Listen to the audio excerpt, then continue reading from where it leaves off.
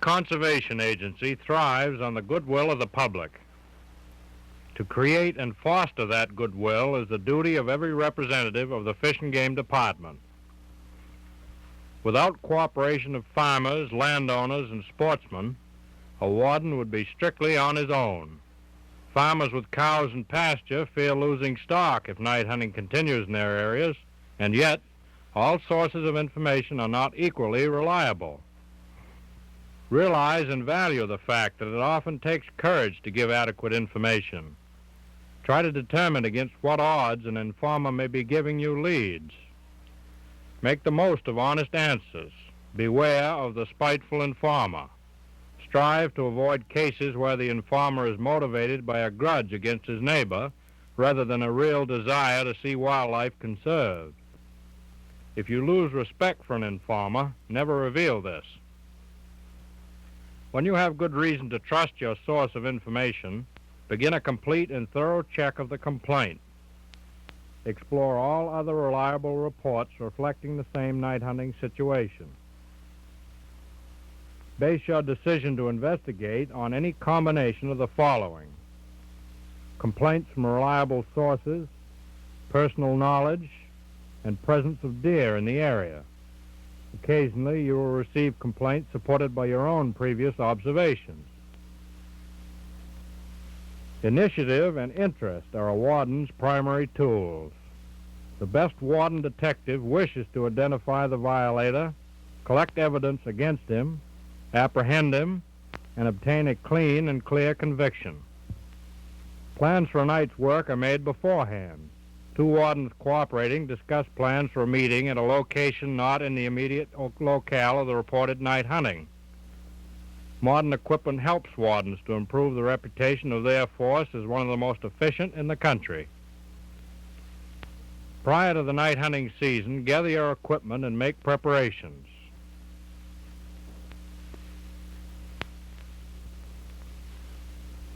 Complete equipment includes regulation revolver with belt, holster, and ammunition,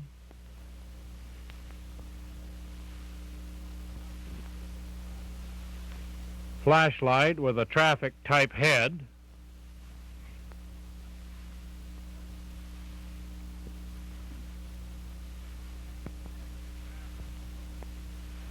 extra batteries kept in a handy place, such as a pocket,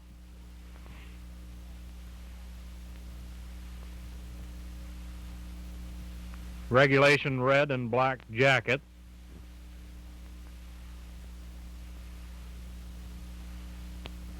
lunch and thermos of coffee,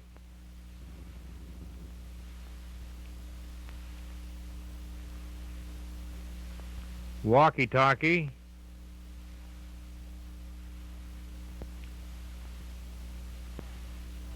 and, extremely important, a notebook and pencil,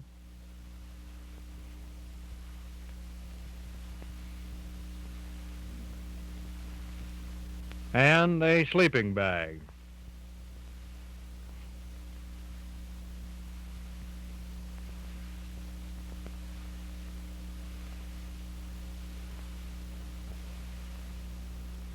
Wear coveralls or other concealing clothing if you wish to pass unrecognized through your district en route to the meeting place. Hook your car radio antenna to avoid undue attention to your automobile.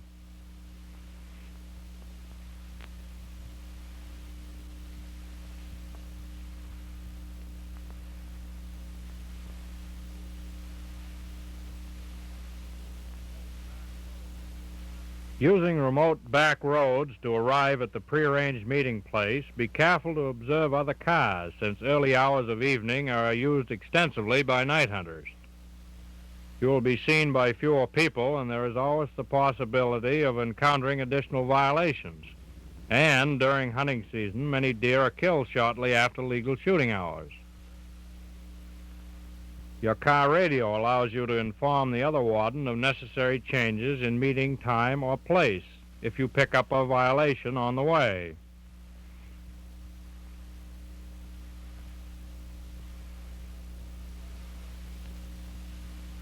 The meeting place agreed upon should provide adequate cover in order to conceal one of the cars.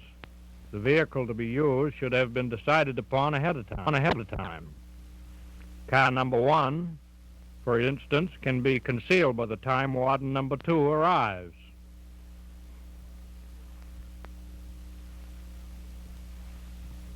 Punctuality is important in all warden work. Develop this characteristic so that your comrades may depend upon you. Punctuality may make the difference between a good case and a poor one, or 2 officer witnesses perhaps instead of 1. It is always possible that a violation may occur in the immediate area of the meeting place because of its remoteness. And if there's no further cause for concealing uniforms, return to proper dress. In order to reduce the danger of personal risk or injury and to improve effectiveness in stopping suspect cars, wardens should be in regulation uniform when approaching moving vehicles. Travel to the problem area allows time for final discussion of methods to be used that night. Weather, time, and other factors may necessitate minor changes in plans. The more complete the plans, however, the more likely they will be adhered to. Good plans offer increased opportunity for apprehensions. They are worthy of being carried out. Good plans, furthermore, help bring about enthusiasm and interest for the work. A warden must want to catch the violator. Methods to be employed by the wardens will depend upon the type of night hunting expected. During final discussions, briefly outline the role you are to play in your location both before and during potential activities of the night hunters, assuming they will appear. Remind each other, however, to be ready for the unexpected. The value of effective concealment cannot be overemphasized. With occasional exceptions, the best camouflage brings the best results.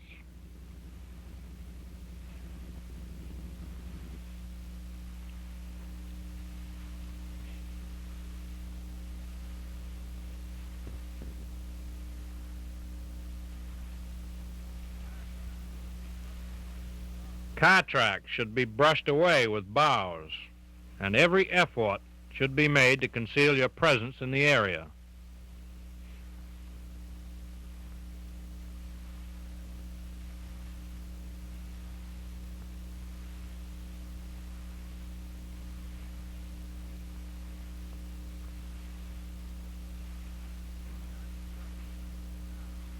Shiny surfaces on the car are covered.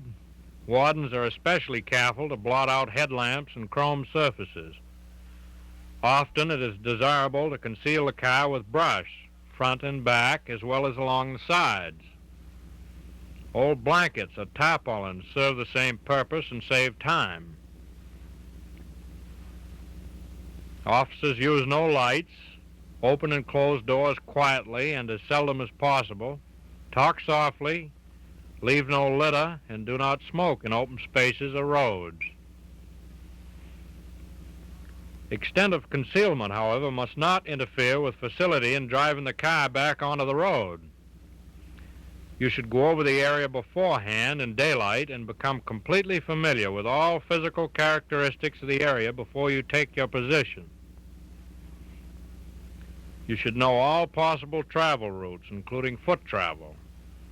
You should know the lay of the land to the extent that you're able to move about freely and quietly in the area without using lights and yet without endangering your person. Try not to let long waiting hours throw you off your guard.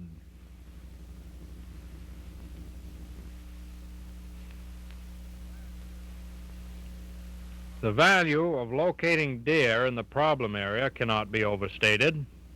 If deer have been working particular fields, wardens should place themselves where they can can observe easily.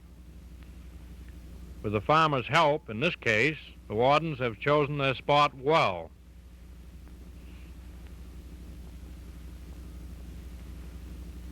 Deer are in the field and are serving as effective decoys.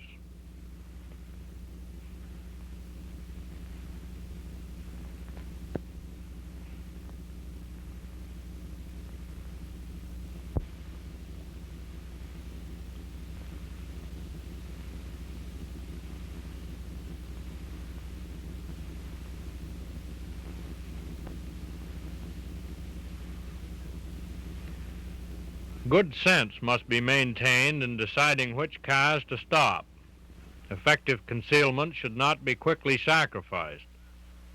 The manner in which the car is traveling dictates the warden's actions.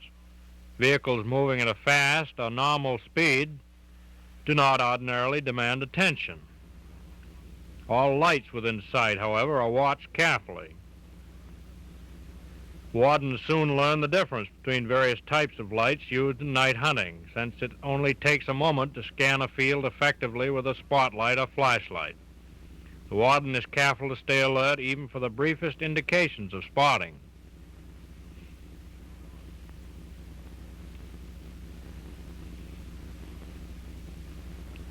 Slow-moving vehicles demand the most attention, and the poacher, especially the veteran market hunter, comes up with some unique combinations of methods. The warden learns these only from experience and from conversation with older, more experienced members of the force.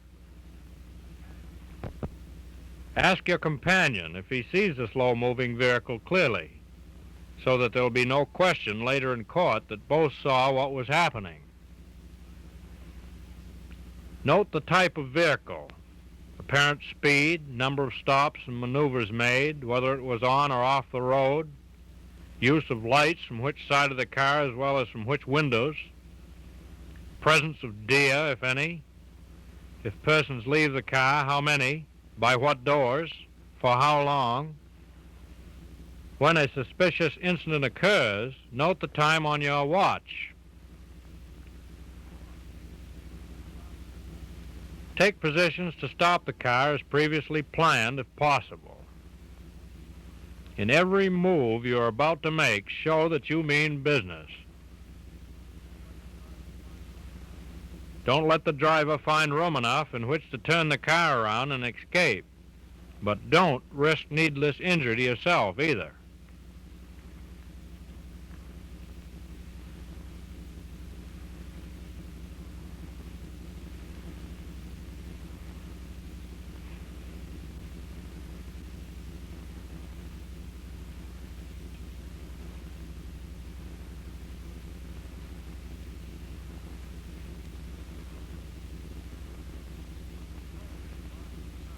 But when the poacher rocks the night with a shotgun blast, it's time for Maine's warden force to move in.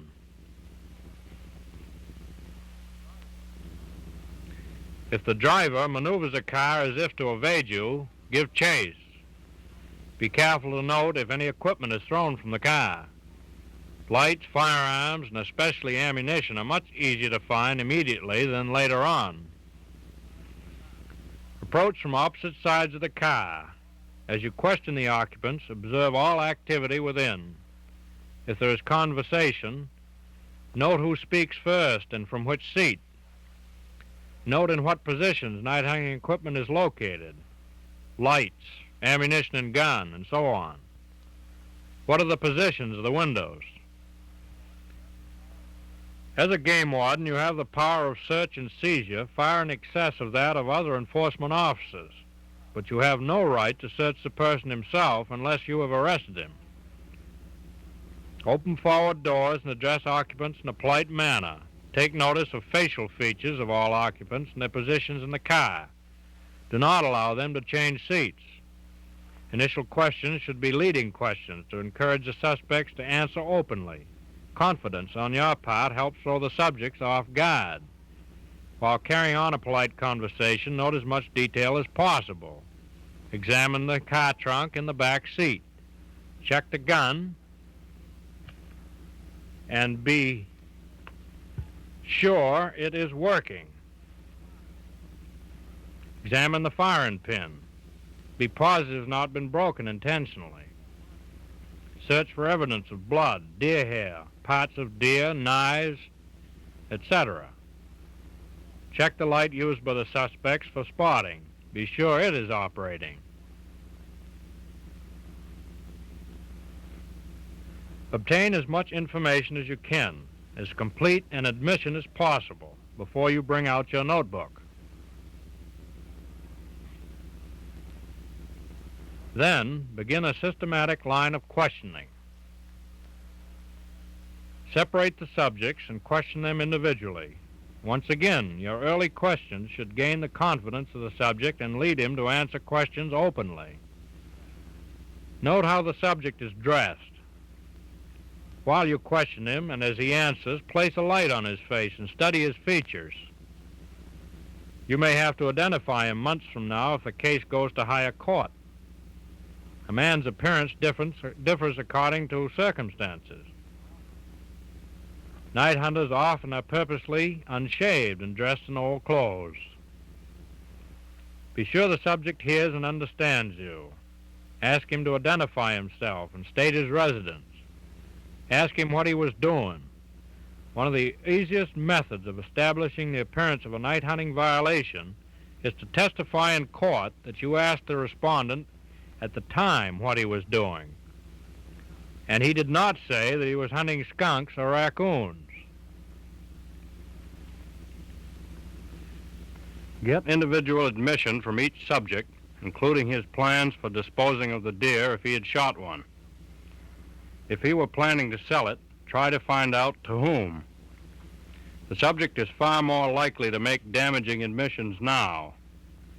Later, he has time to think and see an attorney. Don't neglect through questioning and complete notes now. Some of your evidence may turn out defective. You may wish later that you had asked more questions. Although you can't threaten him or promise him easy treatment to give you an admission, you can obtain the suspect's confession at times by showing him how evidence you have collected can prove his guilt. Bring the subjects together. Have each repeat his story in presence of the other. Draw their attention to inconsistencies or unreasonable explanations. Encourage them to agree to the fact of inconsistency if it exists. Point out that the circumstances constitute a prima facie case against them and that you have an excellent chance of obtaining a conviction. After inducing subjects to claim any evidence thrown from the car, prepare written statements for each. Make them complete from time plans are made for night hunting and subjects left home to the present. Have each subject sign his statement. A decision to ask respondents to appear in court is based on evidence. With no bodily contact, no resistance, the invitation to appear in court is sufficient. But an immediate appearance in court is desirable. Non-residents should be arrested. Order each respondent separately to the nearest court or disinterested trial justice unless there is a very good reason for not doing so. Make sure he understands at which court and at what time he is expected to appear. Notes should be made as soon as possible after the incident and should be as complete as possible.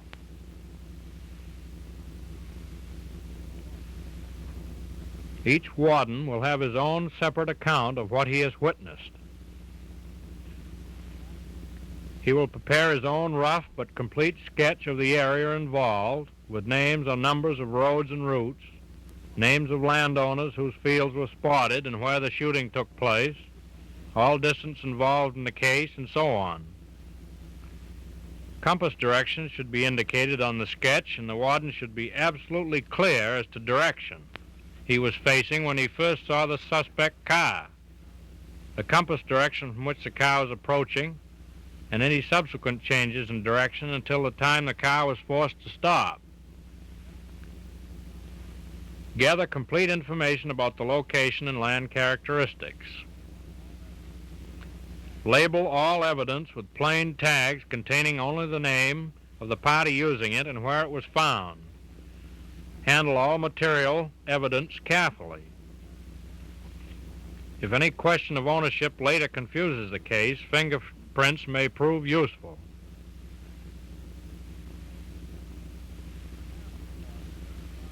The careful warden verifies the date and time of the violation. Be careful with incidents just prior to or immediately after midnight. Note the weather, moonlight, etc.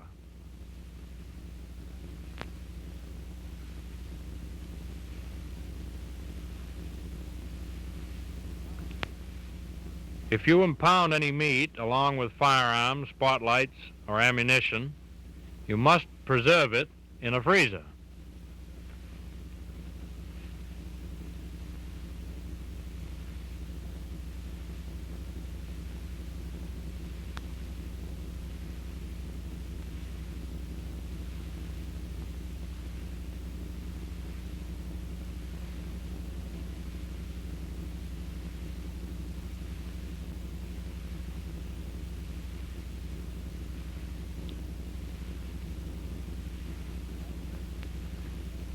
All distances which may enter into the case are paced off or estimated.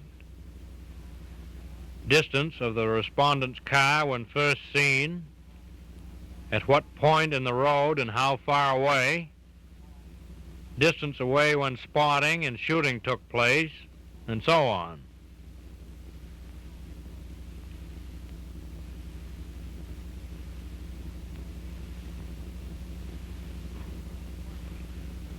There is no question concerning the value of keeping a notebook and making complete notes as to the weather, wet, dry, clear, or rainy, where the different people sat in the car, which person had which gun, from which side you approached the car, the exact time you first saw the respondent, the exact time of arrest or apprehension, and other details of this sort. You will be able to refer to these notes in court, and it may be very helpful to you. Certainly it will impress the jury with the fact that you are likely to be more accurate because you are not relying on your memory alone. And this effect upon the jury, if the case goes on to higher court, may be very, very important. You might also jot down in your notebook, after an arrest or apprehension, important parts of the conversation. Conducting a thorough search of the area and finding no sign in this case of the deer being hit, and feeling positive that all necessary and required information and evidence has been collected and noted, you now decide whether or not deer are still in the immediate area and whether or not circumstances justify remaining to await the possible appearance of other poachers, or whether to relocate yourself in another problem area.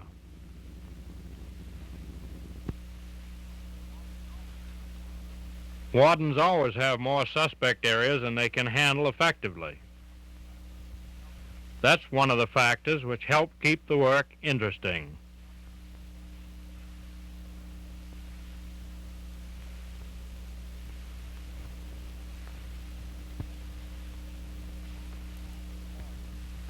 On the following morning, appear before the court recorder or trial justice and sign a complaint against the respondent. State what you have for evidence and ask the court to make out the warrant. Be frank and speak in a firm voice. Do not hold whispered conferences. Frequent errors are made in the warrant at this time. A court recorder or trial justice seldom has any special legal training. You should be more familiar with fish and game laws than either. Make sure that the warrant bears the seal of the court. A good warrant is your protection. Make certain it is correct. Otherwise, you may lose the case or become liable for a suit of false arrest. The warrant must also be signed by the issuing magistrate. Check it carefully. Use good judgment and make certain of the following: that the name on the warrant is the true name of the respondent, and the address his true address, that the complaint sets out the time and place of the offense. Both should be exact.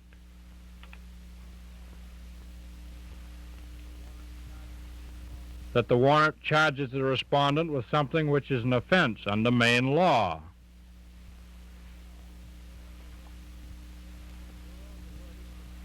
Be sure the wording of the complaint follows exactly the wording of the statute.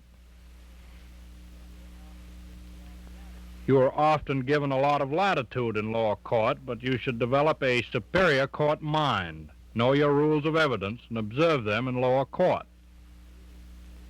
Since it is the duty of the state to give the respondents a speedy trial, any delays by you or your witnesses may cause the court to distrust you.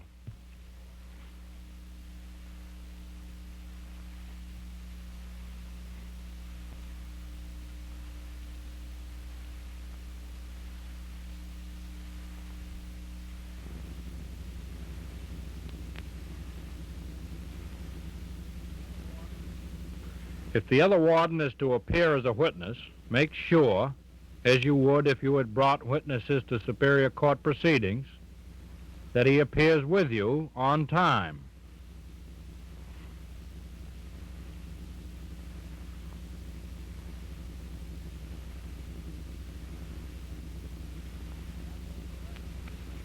After arrest has been made,